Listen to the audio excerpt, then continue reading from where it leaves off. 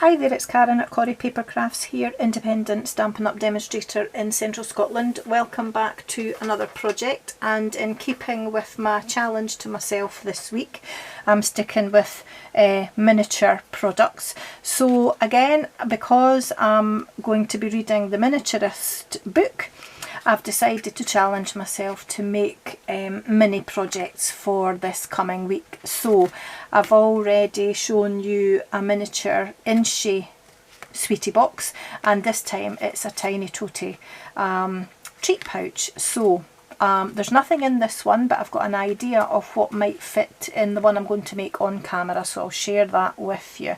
So I'm going to show you how I made it, and I'll let you know how I got on with my book as well. So I'm using this year's new in colours, and this is the gorgeous Bumblebee. The day after I'm filming this is when my order is due to arrive with my new in colour inks. So this is not Bumblebee ink, but it's a very close match, and it happens to be crushed curry. So there's not a lot of difference. It's a very, very good match. So again, if you're looking to be doing some work with the new in colours, it's not imperative that you buy or that you have the Bumblebee ink, certainly to begin with. And if you're a beginner crafter, then there are other colours that will tone with it. And I've just added a little bit of sparkle with my in colour enamel dots as well.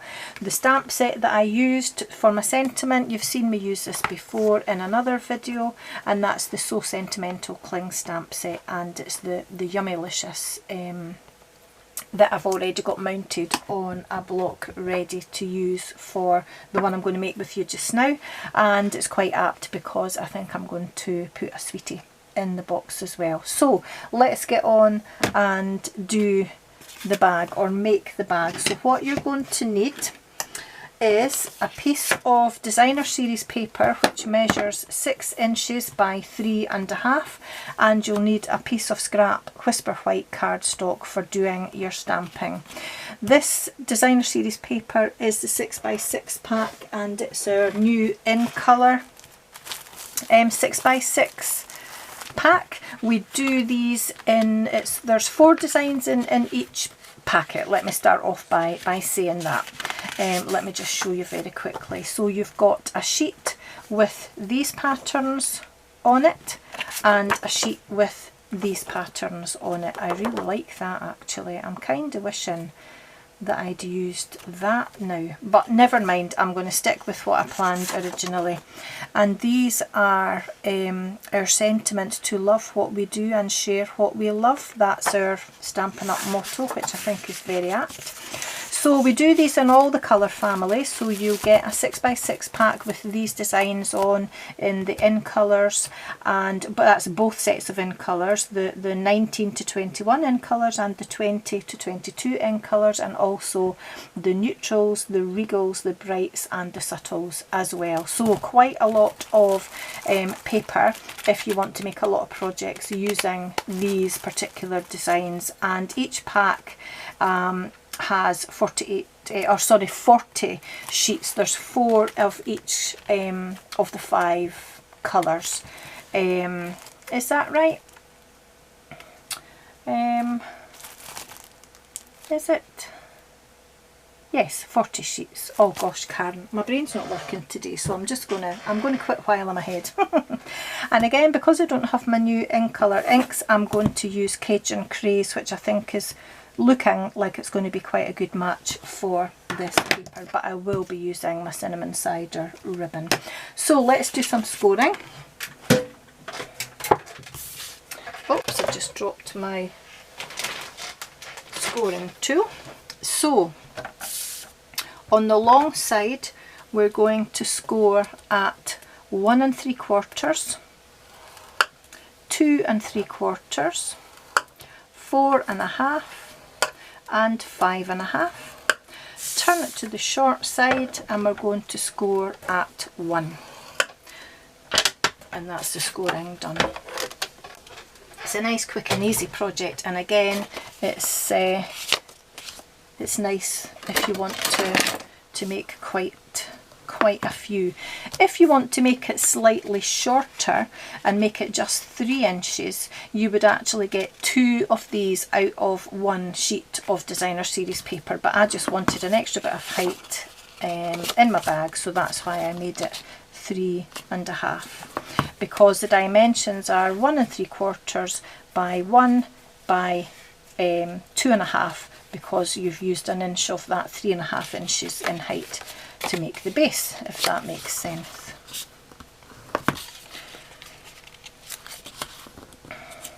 There we go, and just grab that one on the bottom, and let's do a little bit of cutting. So, it's not very easy to see on either side, I don't think. So once we've done our folding, you've got this narrow strip along here. I think it's maybe easier to see on this side. So as usual, we're going to cut away this rectangle here, angle the top, and then we've got a square and a rectangle, a square and a rectangle. I'm going to cut up, keeping the straight edges on my rectangles, because they're going to be on the outside of my box, or one of them is, but remove the score line onto the squares, and then I'm going to notch into either side of those as well. So that's what I'm about to do just now. And while I'm doing all the cutting, I'm just going to remind you of the joining offer that we've got with Stampin' Up at the minute during June. So until the 30th of June, if you join Stampin' Up, in the UK certainly, you'll pay £99 and choose £130 worth of products for your starter kit. And yes, you choose it, Stampin' Up don't. But in addition to that, you can choose any punch bundle or any die bundle, and that is a punch with a stamp set, or a set of dies with a stamp set that comes in a bundle, for free. So I think £50 something is the dearest die bundle that I can think of just now in the catalogue, so it's certainly worth thinking about. If you are thinking about joining, then it's definitely worth it to get the freebie as well. But that is just until the end of June, so there's only a couple of months left of that joining offer just now. So if you don't already have a demonstrator and you have been thinking about joining, then give me a shout and I'm more than happy to chat with you about it.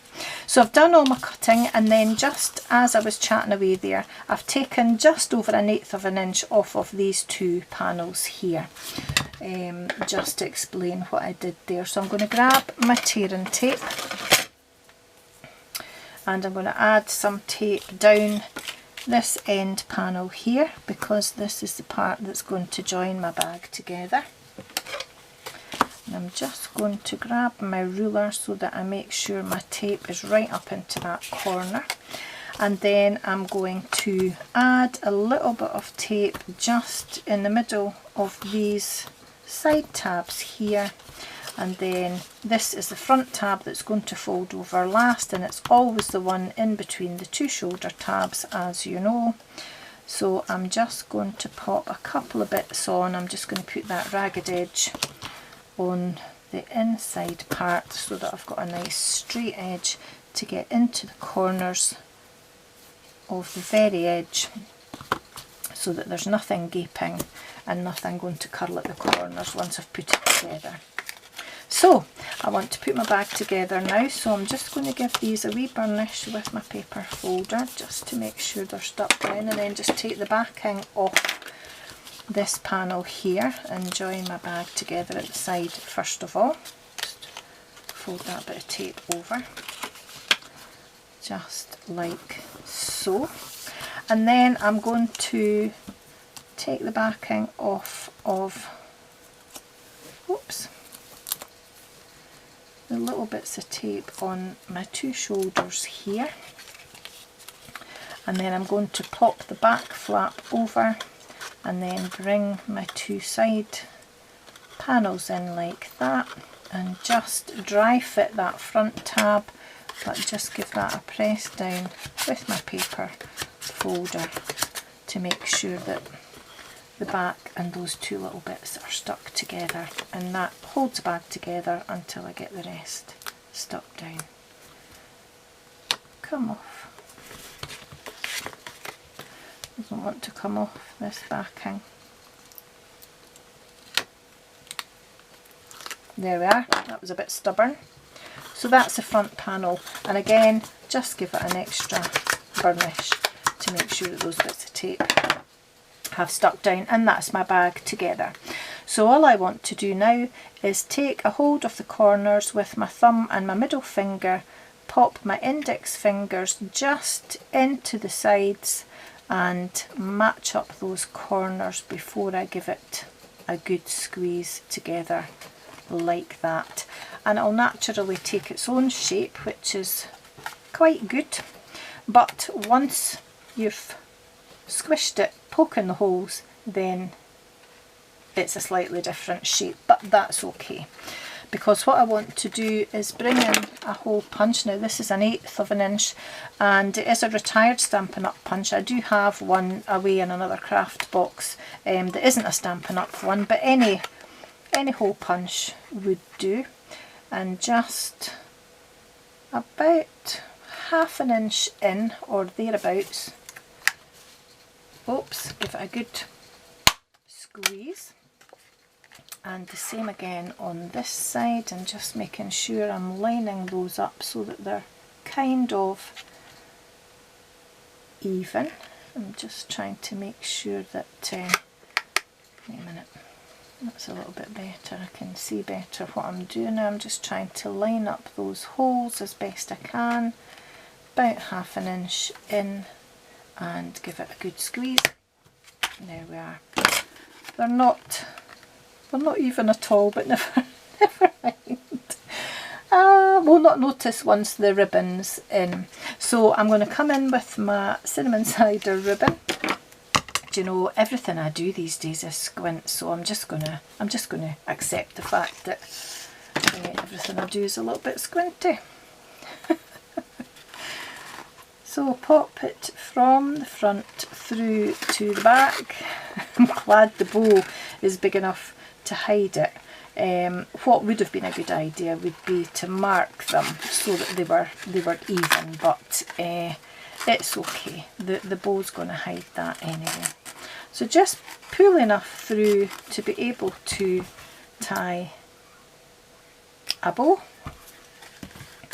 And I'm just going to use an old clip to hold the bag together at the top until I tie my bow, and I just want to make sure I've not got my ribbon twisted at the back.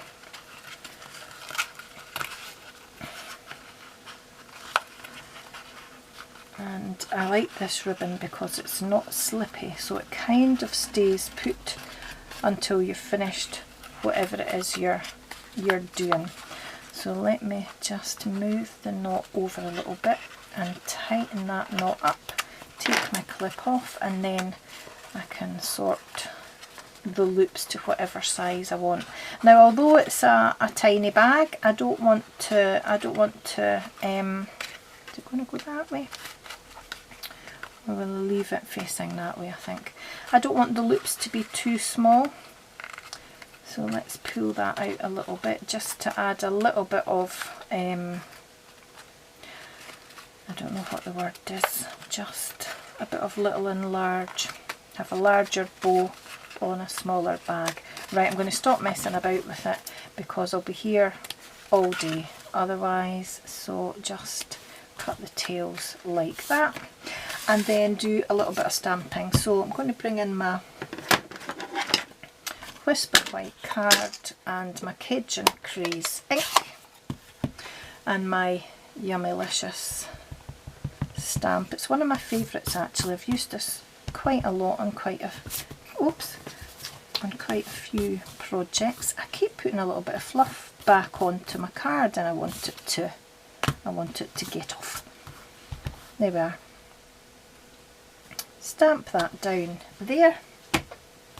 Get rid of the ink because I'm likely to put my hand in it, and then come in with my 1.5 inch circle punch, which fits perfectly round this sentiment, and I'm just making sure that I've got it evenly lined up. So what I'm looking for is an equal space really between the top and the bottom of my design, and I could probably bring that up just a little bit,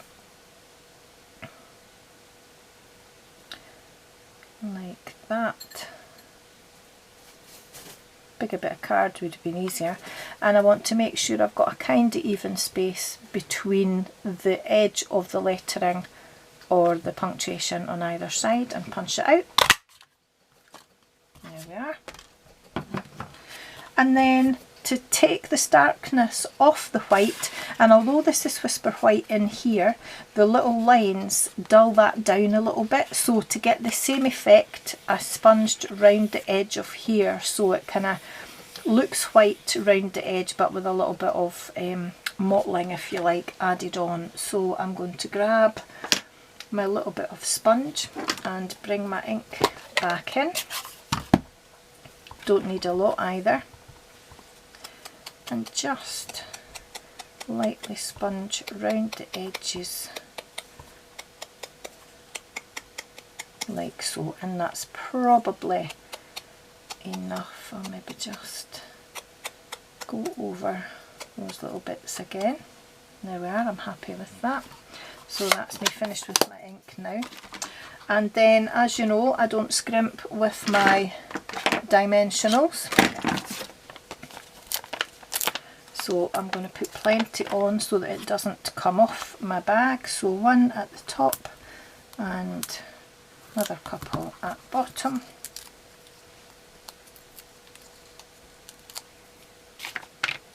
There we are.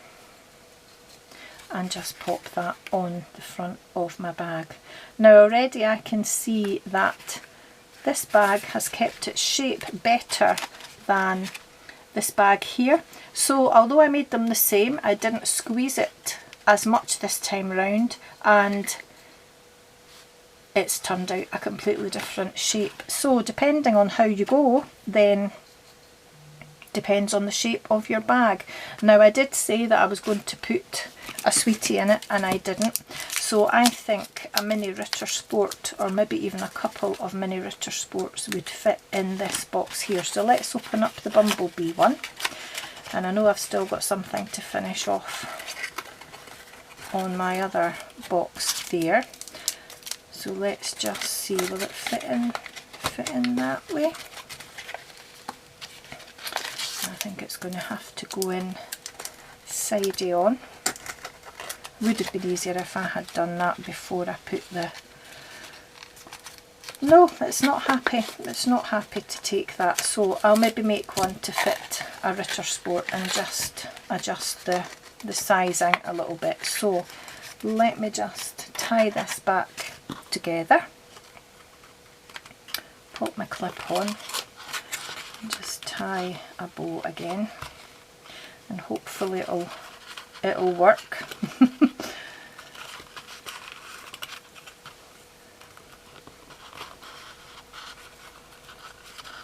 There we go.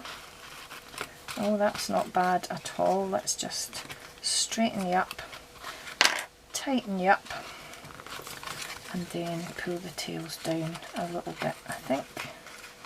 There we are. That's not bad at all. And then I'm going to get my in colour enamel dots. Oops. And I've just twisted this to get some new putty out of the end of there, but it doesn't stop for a wee while. And I'm just going to put one dot in the middle of that swirly bit there, and just add a little dot, oops, at the bottom of the bag, just there, and that's my bags finished. So I hope you like those.